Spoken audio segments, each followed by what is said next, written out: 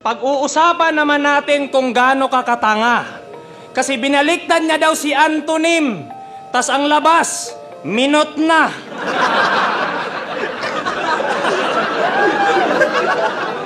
Antonym, minot na. Utang ina mo, bingot ka? Ganon ha? Mano kung yung title ng yung idol nilaro ko ngongongamin?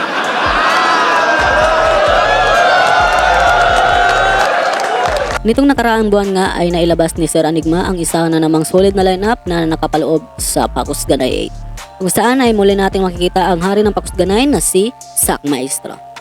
Matatandaan nung naganap na Pakus Ganay 7 ay wala ito at si 6th Street ang nakita nating bumabattle dito. Halos karamihan nga ng mga bumabattle dito ay mga bagong MC ng Flip Top at meron pangang Bisaya Conference na nangyari sa event nito. Dito rin naganap ang semifinals ng 2x2 ng kabilang bracket na kinakabilangan ni na Aubrey Marichu laban naman sa team ni na Casper at Nispero. At syempre di rin mawawala ang mga kalokohan at tawanan sa event nito. Medyo kaunti komedyante lang ang nakasama sa event nito. Kaya medyo maikli lang yung video na atin nagawa sa araw na ito. Welcome back ulit guys sa aking munting channel. So for today's video ay papanoorin natin ang Pakus Ganay 8 Best Finalines. At paalala ko lang muna, mga clips na inyo mapapanood sa araw na ito ay ayon lang sa abot ng aking nakayanan. At kung meron man akong hindi naisama, ay pwede kayo mag-comment sa baba at pag-usapan natin yan sa susunod nating video. So tara na!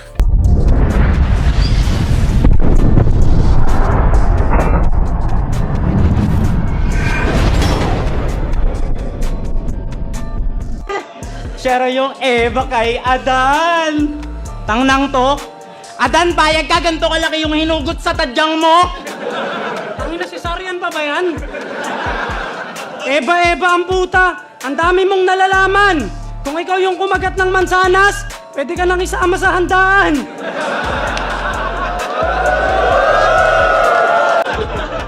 Kaya paano pag yung style tol ng yung idol nilaro ko dede gamit?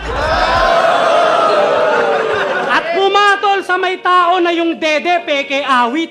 Dede pensa pa yung nais. Dede, rekta nga to kahit. Saktong may phone lang yung patong. Dede mo, hoy! De organic. Pamilyar ba yung skema? Alam na ba yan ng publiko? Ito bagong disenyo ng lanseta, saksak nyo sa bukyo! Yes! Woo!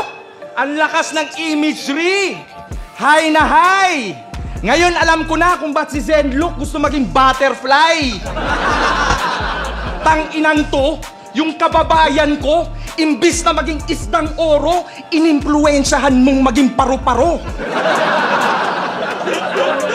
May isang na-impluwensyahan ka pa.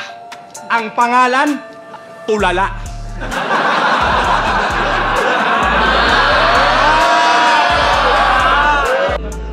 John Lloyd. Pero kung sa height tayo magbabase, mas maniniwala pa akong kahawig mo si Abra pag malayo. Pero pag malapit, malayo.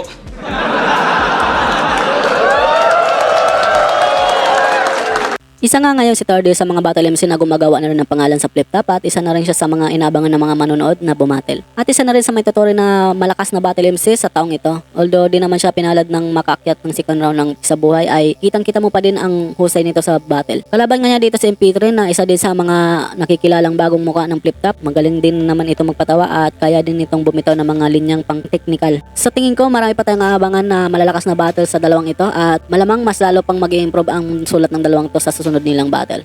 May binitawan pa tong magfi-fade away si Ant pag kinumpara kay Mike. Sang-ayo naman ako.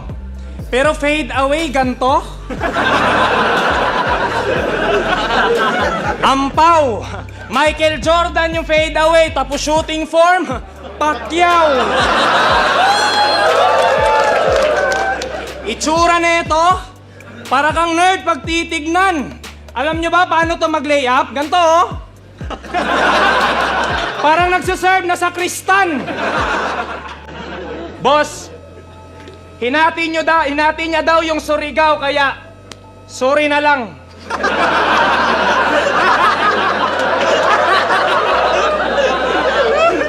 Tol, hatiin mo yung Davao nang masapak kita dyan. Siya daw ay Bisayang magaling sa Bisaya. Malamang dialekto mo yon. Pati si GL ay kinall out nitong gago. Tol, pag pinag-battle kayo nun, ikay tiklop dun sigurado. Di ba sabi mo ikaw yung Bisayang tagapagligtas? Pues di sapat yung trip mo, boy. Hinahanap ni GL mga old gods, ha? Hindi si Kibuloy. Namamakla to get the bridge. Yung TL mo na merong tail is always giving you a head. Kunwari soup call pero soup dala kulkog dayang puta. Kunwari coaching, nag-choking na pala sila ng nota. Ayuta ka. At isa pa nga sa mga inabagan na battle dito ay ang Sack Maestro versus Libram. Nang nilabas pa lang ang poster ng laban ito ay talaga namang na-excite ako. Kasi alam kong tatarantaduhin lang ni Libram si Sack Maestro dito. Anpokang di nga ako nagkamali dahil ginawang katawa-tawa ni Libram dito ang mga solid na linya na binitawan ni Sack Maestro sa laban nito kay Zaki sa PSP. Pagdating naman sa pagmamak ng linya ay si Libram na ata ang isa sa mga nakamaster na nito at talagang matatawa ka kapag siya yung gumawa nito. Yung tipong grabe yung hiyawan ng mga tao dahil sa sobrang lakas ng binitawan mong linya. Tapos nang imak ito ni Libram ay nawala yung angas at naging katawa-tawa. Kaya masasabi mo talagang kakaiba ang husay ni Libram sa line marking. Kamusta paghahanda mo? Davao na lang yung venue, baka sabihin mo na naman, sinulat mo lang yan sa eroplano.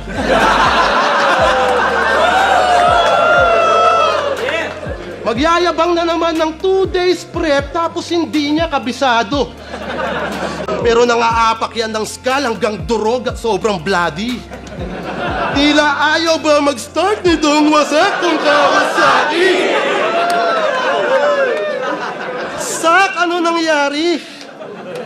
Bakit mo ini-start yung wasak mong Kawasaki?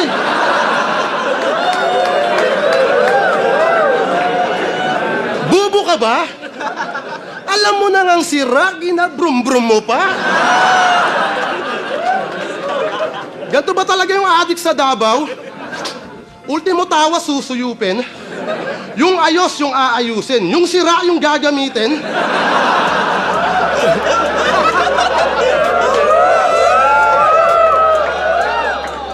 Kaya hi Miko, pagpasensyahan mo na ang iyong daddy.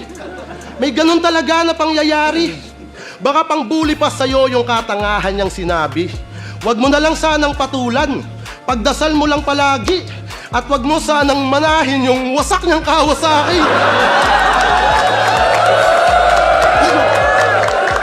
At syempre dahil umabot ko sa part na ito at kung bago ka lang nakapasyal sa channel ko ay nanyanyahan mo na kita na mag-subscribe at pakihita rin ng bell button para lagi kang updated kung may bago kong ilalabas ng mga video tulad nito. At papalo at like na rin ating Facebook page, nag-upload ako doon ng mga content about sa hip-hop at flip-top. Maraming salamat at magpatuloy tayo. Yung buhok niya pag blonde, mukhang John Lloyd Casimero.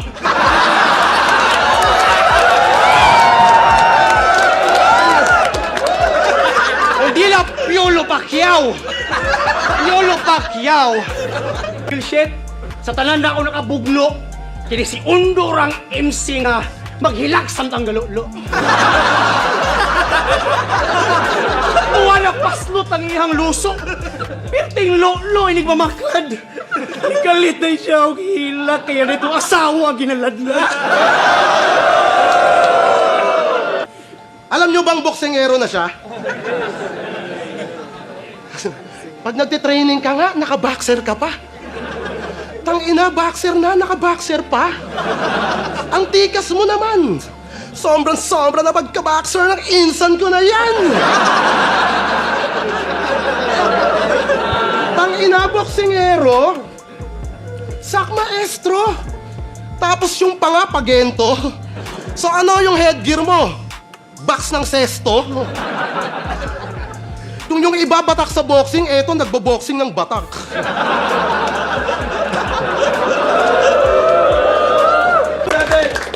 Hinabahan mo na naman yung rounds mo, kaya ka nagchuchuk eh. Wala weak pain, cooking, ina mo. Kupal. Weak pain. Oh fuck shit. Oh. Wala saju, wala pack you. Kailang ina mo, di ka na natapos sa 4-bar setup mo. Ina, puro ka kalimot eh. Yo! Sabi mo nag-freestyle ako kay Lanceta. Ikaw nga, sa buong laban mo, freestyle ka lang eh.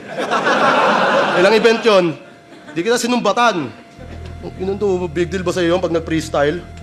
Wait a pick, Wayne.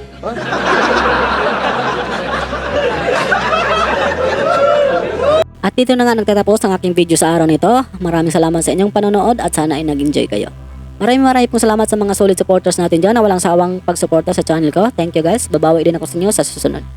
Marami pa po akong ilalabas na mga video about sa flip top kaya pakibang-abang na lang po. At syempre don't forget to like this video para naman may pakita ni YouTube sa iba pang manonood. Maraming salamat guys sa inyong suporta at hanggang sa muli. Peace out.